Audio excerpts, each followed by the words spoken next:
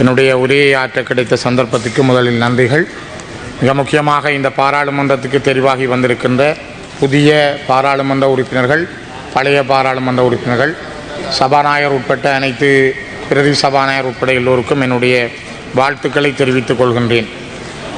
மிக முக்கியமாக 2002ஆம் உலகப் போர் நடைபெற்ற காலத்திலே மிகப்பெரிய யுத்தம் ஒன்று முடிவடையும் தருவாயில் முற்றுமுழுதாக தோற்கடிக்கப்பட்டு சரணடையும் நிலையில் இருந்த போதிலும் அணுகுண்டு வீச்சுக்கு உட்படுத்தப்பட்டு இருபெரும் நகரங்களையும் 2 லட்சம் மக்களையும் இழந்து இன்று வரை கதிர்வீச்சு தாக்கத்திலிருந்து முழுமையாக விடுபடாத போதிலும் மீண்டும் ஒரு பொருளாதார வல்லரசாக எழுச்சி பெற்று நிற்கும் ஜப்பானிய தேசத்தின் அன்பளிப்பான இக்கட்டிட தொகுதியில் நின்று எதிர்காலம் பற்றிய உயர்வான நம்பிக்கையுடன் என்னுடைய இந்த 10வது பாராளுமன்றத்திற்கான முதலாவது உரையை நான் ஆற்றுகின்றேன். மிக நீண்ட இடைவெளிகளுக்கு பிற்பாடு, குறிப்பாக கடந்த 55 வருடங்கள் ஜேவிபி ஜனதா விமுக்தி பெரமுன இன்று என்பிபியாக மாற்றம் பெற்றிருந்தாலும் உங்களுடைய அந்த அரசியல் வரலாறு 71ஆம் ஆண்டிலிருந்து பிற்பாடு 89ஆம் ஆண்டிலும் ஏற்பட்ட பல இராணுவ ரீதியான உங்களுடைய முயற்சிகள் தோற்கடிக்கப்பட்ட போதிலும் உறுதியான ஒரு மனநிலையோடும் மக்களிடம் நீங்கள் செய்த அரசியல் வேலை திட்டங்களின் ஊடாகவும் 55 வருடங்கள் கடந்து 71ஆம் ஆண்டிலிருந்து இன்று வரை 55 வருடங்கள் கடந்து நீங்கள் மீண்டும் இலங்கையினுடைய ஆட்சியை முற்றுமுழுதாக ஜனநாயக முறைப்படி பெரும்பான்மையோடு கைப்பற்றியிருக்கிறீர்கள் என்பது ஒரு வரலாற்றில் ஒரு அடையாளமாக இருக்கின்றது. அதுபோலதான் நாங்களும் ஒரு ஆயுத விடுதலை போராட்டத்தினூடாக எங்களுடைய உரிமைகள் தொடர்பாக ஜனநாயக ரீதியான போராட்டங்கள் மழுங்கடிக்கப்பட்ட பொழுது, ஆயுத முனை கொண்டு மழுங்கடிக்கப்பட்ட பொழுது, ஆயுத முனை கொண்டு தடுக்கப்பட்ட பொழுது, ஆயுத முனை கொண்டு நாங்கள் வன்முறை ரீதியாக அடக்கப்பட்ட பொழுது எங்களுடைய இளைஞர்கள் துப்பாக்கிகளை தூக்க வேண்டிய நிர்பந்தத்துக்கு உள்ளாக்கப்பட்டார்கள். அவ்வாறு கடந்த 80 வருடங்களுக்கு மேலாக நாங்களும் ஒரு நீண்ட போராட்ட வரலாற்றை கொண்ட ஒரு இனம். எங்களுக்கான உரிமைகள் இன்றும் பெறப்படாத நிலையில் நாங்களும் உங்களைப் போல ஒரு வரலாற்றை கொண்டவர்களாக இந்த தேசத்திலே இருக்கின்றோம். ஜனாதிபதியினுடைய கடந்த 21ஆம் தேதி அவர் ஆற்றிய சிம்மாசன உரை இதே உயர்ந்த சபையிலே பல்வேறுபட்ட விடயங்களை நாடு சம்பந்தப்படுத்தி சொல்லியிருந்தாலும் 80 வருடங்களாக இந்த மண்ணிலே பிரயோடி போயிருக்கின்ற இனப்பிரச்சனை தொடர்பில் அவர் ஒரு வார்த்தை கூட பேசாமல் விட்டது ஒரு துர்லபம் என்பதை நான் இந்த இடத்திலே பதிவு செய்கிறேன். நான் நினைக்கிறேன் சம்பந்தனையா 20 ஆண்டுகள் 2004ஆம் ஆண்டிலிருந்து 2024ஆம் ஆண்டினுடைய நடுப்பகுதி வரையும் இந்த பாராளுமன்றத்தினுடைய குழு தலைவராக தன்னுடைய கடமையை ஆற்றியிருந்தார். அவருடைய சுயினம் காரணமாக அவருடைய மரணத்துக்கு பிற்பாடு இப்பொழுது 10வது பாராளுமன்றத்தினுடைய குழு தலைவராக நான் அந்த பொறுப்பை எடுத்திருக்கிறேன். இந்த வருடம் 2024ஆம் ஆண்டு ஜனவரி 21ஆம் தேதி மக்களால் தெரிவு செய்யப்பட்ட ஒரு கட்சி தலைவராகவும் பாராளுமன்ற குழு தலைவராகவும் எங்களுடைய இந்த நாட்டினுடைய ஜனாதிபதி ஆற்றிய உரையினுடைய சாராம்சத்திலே தமிழ் மக்களுக்கான ஒரு தீர்வு முயற்சி என்பது மிக முக்கியமான விடயம் என்பது பேசப்படாமல் போனது அல்லது அது சொல்லப்படாமல் போனது என்பது ஒரு துர்லபமான விடயமாக அல்லது துரதிர்ஷ்டவசமான விடயமாக நாங்கள் இந்த இடத்திலே பார்க்கிறோம். இந்த நாட்டிலே இவ்வளவு காலமும் நடந்த கடன் சுமைக்கான காரணம் என்ன? ஏன் இவ்வளவு கடன் சுமை வந்தது? இந்த நாடு ஏன் இவ்வளவு தூரம் பின்னோக்கி போனது? ஒரு சிங்கப்பூராக, ஒரு ஜப்பானாக இந்த நாடு இருந்திருக்கக்கூடிய சூழல் மாறி ஏன் இந்த நாடு இன்று ஏனையவர்களிடம் கடன் பெற்று வாழ வேண்டிய ஒரு நாடாக மாறியிருக்கிறது என்றால் அதுக்குரிய காரணம் யுத்தம் காரணமாக நீங்கள் வாங்கிய கடன்களும், யுத்தம் காரணமாக சொந்த சகோதரர்கள் மீது நீங்கள் நடத்திய யுத்தமும், அதற்காக நீங்கள் பட்ட கடன்களும் இன்றைக்கு இந்த நாட்டை மிகப்பெரிய வங்குரோத்து நிலைக்கு கொண்டு சென்றிருக்கிறது. ஆனால் அதை மறக்கக்கூடிய வகையில் அல்லது அது இல்லை என்று சொல்லுவது போல ஜனாதிபதியினுடைய உரை அமைந்திருப்பது எங்களுக்கு ஏமாற்றத்தை தந்திருக்கிறது என்பதை நான் மீண்டும் பதிவு செய்கிறேன். இதே பாராளுமன்றத்தில் 2019ஆம் ஆண்டு ஜனாதிபதியாக தெரிவு செய்யப்பட்ட கோட்டபாய ராஜபக்ச அவர்கள் தன்னுடைய சிம்மாசன உரையிலும் அதற்கு பின்னர் அவர் இந்தியா சென்ற பொழுது த ஹிந்து பத்திரிகைக்கு அளித்த பேட்டியிலும் இந்த நாட்டில் இருக்கின்ற பிரச்சனை தொடர்பில் தமிழ் மக்களுக்கான அரசியல் தீர்வு தொடர்பிலே எந்த ஒரு வார்த்தைகளையும் பேசாமல் தவிர்த்து சென்றிருந்தார். அந்த தவிர்ப்பு என்பதும் அவருடைய அந்த தவிர்த்தல் நடவடிக்கை என்பதும் இந்த நாட்டில் அவரை அடையாளம் தெரியாமல் ஆக்கி வைத்தது என்ற வரலாற்றை நீங்கள் ஒரு முறை திரும்பி பாருங்கள். இன்று உங்களிடம் பெரும்பான்மை இருக்கிறது. 159 ஆசனங்களோடு ஒரு சக்தியாக நீங்கள் உருவெடுத்திருக்கிறீர்கள். நாங்கள் அதை பாராட்டுகிறோம். மிக முக்கியமாக விகிதாசார தேர்தல் முறையிலே இந்த நாட்டினுடைய வரலாற்றில் தொகுதி அடிப்படை அல்ல, ஒரு விகிதாசார தேர்தல் முறையில் அதிகமான ஆசனங்களை பெற்றுக்கொண்ட ஒரு கட்சியாக என்பிபியினுடைய இந்த வரலாற்று அடையாளத்தை நாங்கள் மதிக்கிறோம். மக்களுடைய ஜனநாயக அடையாளத்தையும் ஜனநாயக தீர்ப்பையும் நாங்கள் ஏற்றுக்கொள்கிறோம். சிங்கள மக்கள், சிங்கள சகோதரர்கள், சிங்கள இளைஞர்களுடைய அந்த உன்னதமான பங்கும் இன்றைய மாற்றங்களையும் நாங்கள் உள்வாங்கிக் கொள்ள விரும்புகிறோம். நான் நினைக்கிறேன் இந்த உயர்ந்த சபையில் இன்று என்பிபி ஊடாக வந்திருக்கிற பல புதிய முகங்கள், பல அமைச்சர்கள், கல்வி கற்றவர்கள், கற்று தேறியவர்கள், மிக அனுபவம் வாய்ந்தவர்கள், சமூகத்திலே மக்களோடு ஊடாட்டம் கொண்டவர்கள், பல்தரப்பட்டவர்களாக நீங்கள் இந்த சபையை நிரப்பி இருக்கிறீர்கள். அது மிகவும் ஒரு மகிழ்ச்சிக்குரிய விடயம். உங்களைப் போலதான் நாங்கள் இரத்தமும் சதையுமாக நாங்கள் கண்ணீரோடு வாழ்ந்த ஒரு இனம். யுத்தத்தால், அதிலும் சிங்கள சகோதரர்களால் நடத்தப்பட்ட தமிழர்கள் மீதான யுத்தத்தால் மிகப்பெரிய அளவில் பாதிக்கப்பட்ட ஒரு இனம். இன்றும் விடுவிக்கப்படாத காணிகள், அகதி முகாம்கள், எங்களுடைய வாழ்க்கை முறைகள் என்பதெல்லாம் நாங்கள் தத்தளித்துக் கொண்டிருக்கிற இனமாக இந்த நிலையிலும் கூட உங்களோடு எங்களுடைய கரங்களை சேர்த்து பயணிக்க விரும்புகிறோம். உங்களுடைய அந்த பலமான மாற்றங்களோடு தமிழ் மக்கள் தங்களுக்கான மாற்றங்களை நோக்கி நகரவும் நாங்கள் தயாராக இருக்கிறோம். அந்த விடயத்திலே நாங்கள் பின்னிற்கவில்லை. ஆகவே நாங்கள் எதற்கும் எதிராளிகள் அல்ல. நாங்கள் பல காலங்களிலே பல பேச்சுக்களை நடத்தி இருக்கிறோம், பலவிதமான உன்னதமான முயற்சிகளை மேற்கொண்டிருக்கிறோம். குறிப்பாக இலங்கையினுடைய வரலாற்றிலே கௌரவ பிரதி சபாநாயகர் அவர்களே, பண்டா செல்வா ஒப்பந்தம் என்பது வரலாற்றில் முக்கியத்துவம் வாய்ந்தது. பண்டார் நாயக்கா முதல் இந்த நாட்டிலே ஒரு சமஷ்டி அரசியல் தீர்வு பற்றிய விடயத்தை இந்த நாட்டிலே முதல் சொன்ன ஒரு சிங்கள பொதுமகன்.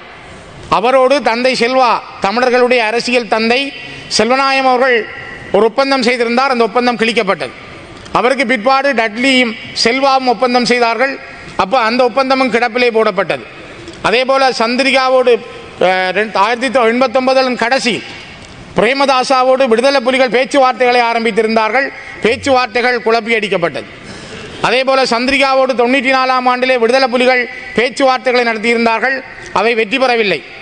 பின்னர் 2001ஆம் ஆண்டில் ரணில் பிரபா ஒப்பந்தம் இந்த நாட்டிலே முக்கியத்துவம் பெற்றிருந்தது. ஒஸ்லோவில், ஜப்பானில், பல இடங்களிலே விடுதலை புலிகளுக்கும் அரசாங்கத்துக்கும் இடையிலே பேச்சுவார்த்தைகள் நடைபெற்றது. ஜெனிவாவிலே, தாய்வானிலே, இவ்வாறான பல இடங்களில் பேசியும் இந்த நாட்டினுடைய பிரச்சனைக்கான தீர்வுகள் எட்டப்படவில்லை. ஏமாற்றம்தான் மிஞ்சி இருந்தது. இலங்கை இந்திய ஒப்பந்தம் இந்த வரலாற்றில் முக்கியத்துவம் வாய்ந்தது.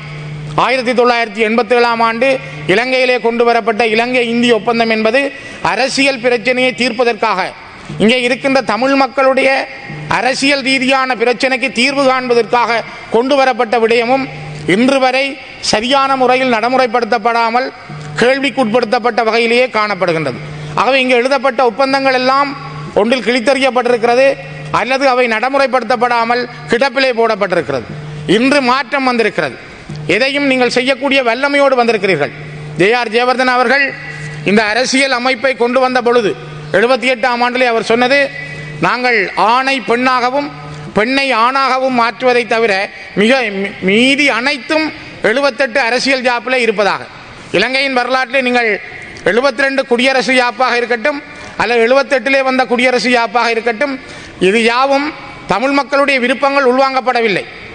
அதே நேரம் மக்களுடைய ரெஃபரண்டம், பொதுசன வாக்கெடுப்புக்கு விடுக்கப்படவும் இல்லை. ஆனால் இப்பொழுது நீங்கள் ஒரு யாப்பு மாற்றத்தை கொண்டு வர விரும்பினால், ஒரு அரசியல் அமைப்பை மாற்ற விரும்பினால், பாராளுமன்றத்திலே 3/2 பெரும்பான்மை அது இப்பொழுது உங்களுக்கு இருக்கிறது, அது கொண்டு வர முடியும். ஆனால் அதை ரெஃபரண்டமாக பொதுசன வாக்கெடுப்புக்கு விட வேண்டும் என்பது ஒரு நியதியாக இருக்கிறது. அதை மாற்ற முடியாது. அந்த நியதியன் என்பது நாளை தமிழ் மக்களுக்கான பிரச்சனைக்கு என்ன தீர்வை தரப்போகிறது.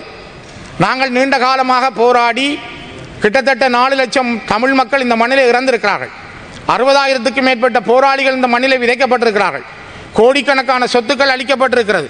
இவற்றையெல்லாம் இழந்தும் நம்பிக்கையோடு நிமிர்ந்து நிற்கிற ஒரு இனம் உங்களோடு கைகோர்க்க தயார் என்று இன்றும் எங்களுடைய சமாதான கதவுகளை திறந்தபடி உங்களிடம் நாங்கள் பேசுகிறோம். காரணம், இந்த நாட்டிலே நீங்கள் நீங்களாகவும் நாங்கள் நாங்களாகவும் எங்களுடைய உரித்துக்களோடு வாழ வேண்டும் என்ற அந்த உன்னதமான எண்ணங்களோடும் உயர்ந்த குணங்களோடும் உங்களுடைய கரங்களோடு சேர்ந்து செல்ல நாங்கள் தயாராக இருக்கிறோம். ஆனால் தயார் நிலை என்பது நாங்கள் எவ்வாறு சிங்கள மக்களுடைய தேசிய அடையாளங்களை, உங்களுடைய இன மத கலாச்சார அடையாளங்களை, உங்களுடைய நில அடையாளத்தை, உங்களுடைய மொழி அடையாளத்தை, உங்களுடைய கலாச்சார அடையாளத்தை மதிக்கிறோம். அது ஒரு இனத்துக்குரியது, அது ஒரு இன குழுமத்துக்குரியது. அதே போல இந்த மண்ணிலே 21ஆம் நூற்றாண்டுக்கு இயேசுவினுடைய கிறிஸ்து பிறப்பதற்கு முற்பட்ட வரலாற்று சிந்தனைகளை விட்டு இப்பொழுது இருக்கிற 21ஆம் நூற்றாண்டின் காலத்துக்கு நீங்கள் வருவதென்றால் இப்பொழுது இருக்கிற காலச்சூழல் எவ்வாறான விடயங்களை கையாள வேண்டும், எவ்வாறு இந்த அரசியல் மாற்றங்களை நோக்கி நகர வேண்டும் என்பதில் உங்களுடைய கரிசனைகளை நாங்கள் எதிர்பார்க்கிறோம், உங்களுடைய எண்ணங்களை நாங்கள் எதிர்பார்க்கிறோம்.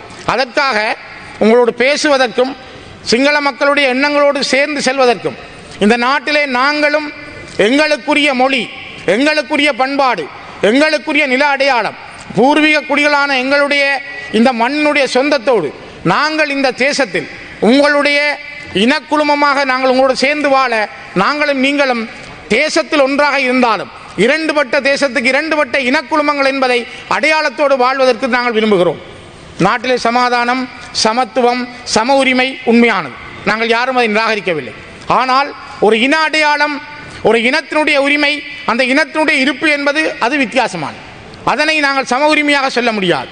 சம உரிமை இருக்கிறது, ஆனால் இனத்தின் அடையாளத்தை விட்ட சம உரிமை அல்ல. ஒரே நாடு, ஒரே மொழி, ஒரே தேசம் என்பது ஒரு இனத்துக்கு குறிப்பதாக அமைய முடியாது. இது பல்தேசிய இனங்கள் வாழுகின்ற ஒரு நாடு. இந்த பல்தேசிய இனங்களுடைய நாட்டிலே மிக நீண்ட காலமாக இனக்குழும ரீதியாக போராடி வருகின்ற எங்களுடைய எண்ணங்களை நான் நினைக்கிறேன் என்று இந்த சபைக்கு வந்திருக்கின்ற பல சகோதரர்களும் நீங்களும் சரியாக புரிந்து கொள்வீர்கள் என்று நான் என்னுடைய மனதிலே நினைத்துக் கொள்கிறேன். அதனை உங்களோடு நான் பகிர்ந்தும் கொள்கிறேன். சமரசம் என்பது நாங்களும் நீங்களும் கைகுலுக்கிக் கொள்வதல்ல. நாங்கள் இந்த தனித்துவங்களை, இனத்தனித்துவங்களை, இப்போ சமரசம் பேசுகின்றோம், ஆனால் சமரசம் ஒரு இனத்தனித்துவத்தை இழந்ததாக இருக்க முடியாது. ஆகவே இனத்தனித்துவங்களை, தமிழ் தேசிய இனத்தின் தனித்துவத்தையும் நீங்கள் மதித்து நடப்பதில் தான் உங்களுக்கும் எங்களுக்குமான எதிர்காலம் பற்றிய நம்பிக்கைகள் இங்கே கைகூடி இருக்கும் என்பதையும் நான் இந்த இடத்திலே பதிவு செய்ய விரும்புகிறேன். மிக முக்கியமாக நாங்கள் ஒரு வரலாற்று ரீதியான பல நெருக்கடிகளை சந்தித்தவர்கள். குறிப்பாக இந்த கிறிஸ்துவுக்கு முற்பட்ட கால வரலாற்று சிந்தனையை கைவிட்டு 21ஆம் நூற்றாண்டுக்குரிய நவீன சிந்தனையின்படி இனப்பிரச்சனையை அணுக வேண்டும். சிங்கள மக்களும் தமிழ் பேசும் மக்களும் இலங்கை தீவின் இணை உரிமையாளர்களும் இணை பங்காளர்களும் என்ற மனப்பாங்குடன் ஒரு புதிய அரசியலை அணுக அரசாங்கம் தயாராக வேண்டும் என்பதை நான் இந்த இடத்தில் மீண்டும் பதிவு செய்ய விரும்புகிறேன். உங்களுடைய சிந்தனை என்பதும் உங்களுடைய எண்ணங்கள் என்பதும் நாங்களும் நீங்களும் இந்த தேசத்தின் இணை பங்காளர்களாக, பிரிக்கப்படாத பங்காளர்களாக இருக்க வேண்டும் என்றால் எங்களுடைய உரிமைகள் மதிக்கப்பட வேண்டும். எங்களுக்கான தேசம், எங்களுக்கான வாழ்வு, எங்களுக்கான இருப்பு உங்களால் ஏற்றுக்கொள்ளப்படுகிற பொழுது, தமிழர்கள் ஒரு தேசிய இனமாக அங்கீகரிக்கப்படுகிற பொழுது நாங்களும் நீங்களும் இந்த தேசத்தை கட்டி வளர்க்கின்ற பெருமனிதர்களாக மாறுவோம். நான் நினைக்கிறேன் இப்பொழுது அண்மை காலங்களிலே கௌரவ பிரதி சபாநாயகர் அவர்களே சிங்கள சகோதரர்களிடம், சிங்கள இளைஞர்களிடம், சிங்கள சகோதரிகளிடம் பல மாற்றங்கள் வந்திருக்கின்றன. நான் பல முகநூல்களை பார்க்கிறேன், அவர்களுடைய எழுத்துக்களை பார்க்கிறேன். இப்பொழுது கூட நான் காலை இந்த பாராளுமன்ற அமர்வுகளில் உரைகளிலே பார்த்தேன். இனவாதம் வேண்டாம், இனவாதம் பேசினால் நடவடிக்கை எடுப்போம். டாக்டர் நலிந்த ஜெயதிஷ் அவர்கள் சொன்னதை பார்த்தேன், கௌரவ உறுப்பினர்கள் சொன்னதை பார்த்தேன், வரவேற்கிறேன். இதை நான் நினைக்கிறேன் நீங்கள் கிட்டத்தட்ட 80 ஆண்டுகளுக்கு முதல் செய்திருந்தால், இந்த நாட்டிலே இனவாதம் இல்லாமல் போயிருந்தால், 56ஆம் ஆண்டிலே அல்ல கந்தலாயில் தமிழர்கள் வெட்டி படுகொலை செய்யப்படாமல் இருந்திருந்தால், 1983 கொழும்பிலும் மலையகத்திலும் தமிழர்கள் படுகொலை செய்யப்படாமல் இருந்திருந்தால், 2009 வரைக்கும் தமிழர்கள் படுகொலை செய்யப்படாமல் இருந்திருந்தால், நான் நினைக்கிறேன் இந்த நாட்டில் இனவாதம் இருந்திருக்காது. அந்த சம உரிமை கட்டி வளர்க்கப்பட்டிருந்தால் இனவாதம் இருந்திருக்காது. அந்த சொல்லை, அந்த நிலைமை இருக்கக்கூடாது என்பதை நாங்களும் வரவேற்கிறோம். அதற்காக நாங்கள் உங்களோடு இருப்பதற்கு தயாராக இருக்கிறோம், உங்களோட சேர்ந்து பயணிக்க தயாராக இருக்கிறோம். ஆனால் அந்த சொல் என்பது ஒருவரை ஒருவர் அடக்குவதாக இருக்கக்கூடாது. உரிமை பறிக்கப்பட்டவர்களும் உரிமை பறிப்பவர்களும் ஒரே சகோதரர்களாக எப்படி வாழ முடியும்? கௌரவ பிரதி சபாநாயகர் அவர்களே, உரிமை பறிக்கப்பட்டவர்களும் உரிமை பறிப்பவர்களும் ஒரே சகோதரர்களாக எப்படி வாழ முடியும்? இது நாங்கள் யோசிக்கப்பட வேண்டிய விஷயம். சாதாரணமாக பாருங்கள், இந்த நாட்டிலே யுத்தம் நடந்தது, தமிழர்கள் கொல்லப்பட்டார்கள். கொல்லப்பட்ட தமிழர்களுக்கு நாங்கள் தான் நீதிபதிகள் என்று கொன்றவரே மாறுவாராக இருந்தால், கொலை செய்தவரே நீதிபதியாக மாறுவாராக இருந்தால் அது நீதியாக அமையுமா?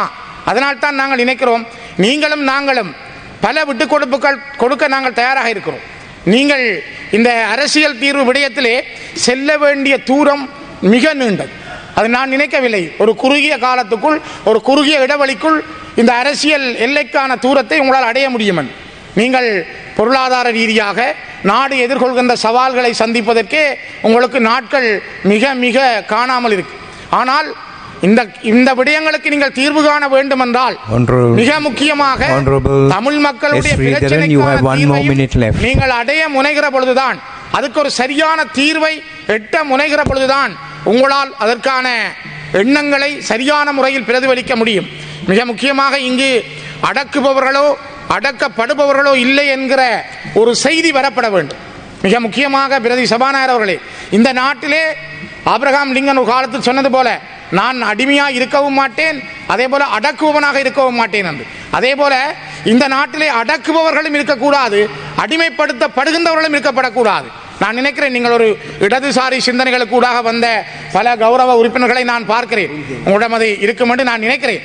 அந்த இடதுசாரி சிந்தனையில் இருக்கின்ற உங்களுடைய ஒடுக்கல்களுக்கு எதிரான கொள்கை, உங்களுடைய இடதுசாரி சிந்தனைகள், நீங்கள் சுரண்டலுக்கு எதிரான கொள்கைகள், உங்களிடம் இருக்கிற லெனினிசம், மார்க்சிசம் அல்லது உங்களிடம் இருக்கிற மாவோ சேதுங்களுடைய கொள்கைகள் என்பது ஒரு சுயநிர்ணய உரிமை உள்ள இனத்தினுடைய ஒடுக்குமுறைக்கு எதிராக, அந்த இனத்தினுடைய பாதிப்புக்கு எதிராக கிளர்ந்தெழுகின்ற சேகுவேராக அல்லது அந்த அந்த அந்த சேகுவேராக எப்படி ஒரு உரிமை குரலை உலகத்திலே ஒடுக்கப்பட்ட மக்களுக்கு பேசினாரோ அந்த சேகுவேராவாக நீங்கள் இருப்பீர்கள் என்று நான் நினைக்கிறேன். அந்த லெனினாக நீங்கள் இருப்பீர்கள் என்று நான் கருதுகிறேன். அந்த ஏங்கல்ஸாக இருப்பீர்கள் என்று நான் கருதுகிறேன். அந்த மாவோ சேதுங்காக நீங்கள் இருக்க வேண்டும் என்று நான் எண்ணுகிறேன். ஆகவே இது எங்களுடைய நாட்டினுடைய அடிப்படையிலே பாதிக்கப்பட்ட ஒரு இனமாக, தொடர்ந்தும் நெருக்கடிக்குள் வாழுகின்ற ஒரு இனமாக, எங்களுடைய பிரச்சனையை தீர்ப்பதற்கு ஜனாதிபதி தன்னுடைய உரையிலே பேசாமல் விட்டது கவலை அளிக்கிறது. நான் மீண்டும் சொல்கிறேன், மஹிந்த ராஜபக்ச அவர்கள் ஜனாதிபதியாக இருந்த பொழுது, ஒரு நிமிஷம், மஹிந்த ராஜபக்ச அவர்கள் இலங்கையின் ஜனாதிபதியாக இருந்த பொழுது அவரோடு 19 தடவைகள் சம்பந்தனியா தலைமையிலே எங்களுடைய கட்சி பேசியிருந்தது. எதுவுமே நடக்கவில்லை கௌரவ பிரதி சபாநாயகர் அவர்களே. அதே போல 2015 19 வரை நாங்கள் மைத்திரிபால ரணில் அரசாங்க காலத்திலே ஒரு இடைக்கால வரைவு தயாரிக்கப்பட்டது. பேச்சுவார்த்தைகள் 72 தடவை பாராளுமன்றம் அரசியல் நிர்ணய சபையாக மாறியது. ஆனால் எதுவும் நடக்கவில்லை. ஆகவே நாங்கள் ஏமாற்றப்பட்டிருக்கிறோம். தயவு செய்து சிந்தியுங்கள். தொடர்ந்தும் ஏமாற்றங்களோடு இனம் இருக்காது.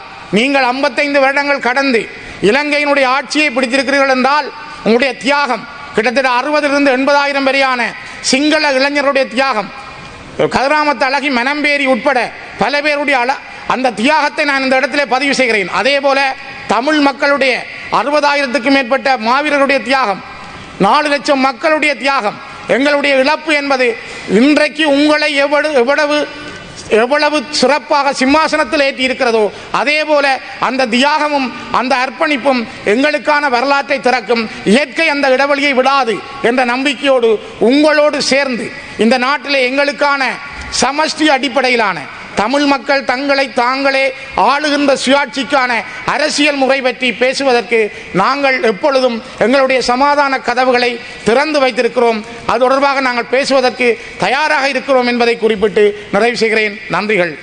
இச்செய்திகளுக்கு பிரதான அனுசரணை செல்வாசோக் இமோபிலியன், சுவிஸ் நாட்டில் முன்னணி நிறுவனம். தொடர்புகளுக்கு 07951464228. வீடு வாங்க, வீடு கட்ட, வீடு திருத்த மற்றும் வீட்டு கடன். Your future our vision. இது போன்ற மேலும் பல முக்கிய சுவாரஸ்யமான செய்திகளை அறிந்து கொள்ள லங்காஃபோ யூடியூப் சேனலை சப்ஸ்கிரைப் பண்ணுங்கள். எமது செய்திகள் உடனடியாக கிடைக்க பெல் பட்டனை அழுத்துங்கள். அத்தோடு எமது செய்திகளை மற்றவர்களும் பார்வையிட ஷேர் செய்யுங்கள். நன்றி.